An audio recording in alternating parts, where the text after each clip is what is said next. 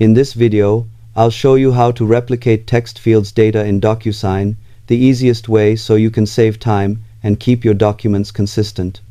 Start by logging into your Docusign account and opening a template or document in the editor. Add your recipients and click Next to enter the field setup screen. Now place a text field where you want the user to enter information, then copy or duplicate that field and position it in other areas where the same data should appear.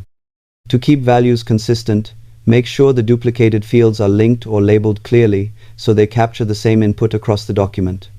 This is especially useful for repeating details like names or addresses without asking the signer to re-enter them multiple times. Always test your document before sending to ensure fields behave as expected. Subscribe for more simple tech tutorials.